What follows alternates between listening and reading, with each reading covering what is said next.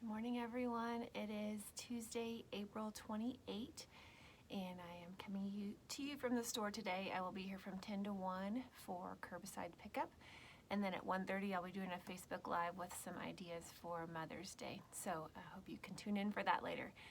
Today's thoughts are from this little book, A Small Book for the Anxious Heart by Edward T. Welch, Meditations on Fear, Worry, and Trust. And when I stumbled across this one today, I thought, well, I for sure need it, and so I am assuming some of you will too. Grace for today.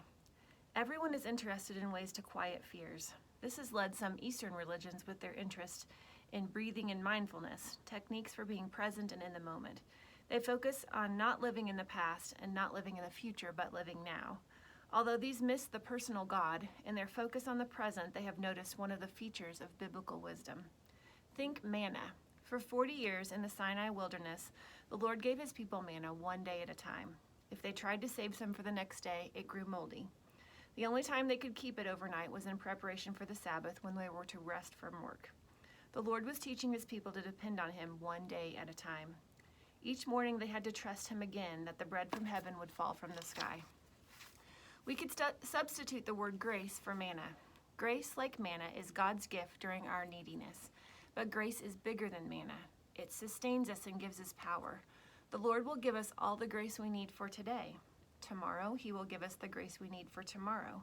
When you try to think about tomorrow without having yet received power for tomorrow, you will be anxious. With the promise of grace in hand, Jesus invites you for a walk outside in God's world. Together you walk by birds that are thriving because your Father cares for them. He teases you about your worries by asking if they can make you taller. He points out that the generosity of his Father as you witness the lavish beauty of creation. He reminds you that those beautiful lilies along the road don't have to work, yet they are wonderfully clothed. He concludes by bringing your attention to the present. Give your entire attention to what God is doing right now, and don't get worked up about what may or may not happen tomorrow. God will help you deal with whatever hard things come up when the time comes. Matthew 6:34. Your worries are taking you away from the present, where God is at work. Perhaps you think that God will not be with you tomorrow.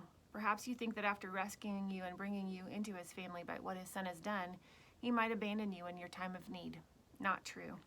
He will give you power for right now. He is doing something right now. In the midst of the chaos, the Spirit often gives us a simple and clear message, such as choosing to trust in a simple and clear mission, such as choosing to trust in God's love, listening to another person, helping someone in his or her need, or preparing lunch. Your God has made you a partner in bringing his kingdom to earth. Look around to see what he is doing and how he might want you to participate with him. Today has enough trouble of its own. You need all your wits about you for what is in front of you. Don't add to tomorrow's burden to an already full plate.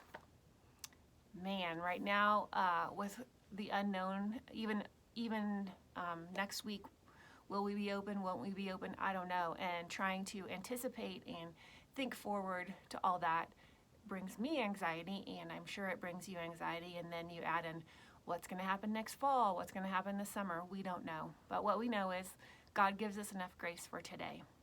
And that's all we need. He will give us more grace tomorrow. It will not run out. He promises that. And we can look back and see that that is true. So rest in the grace we have today. Don't borrow from tomorrow. It'll still be there. And trust that even in the midst of this unknown, when we want so much to make a plan, that God is with us every single day. And it really is one day at a time.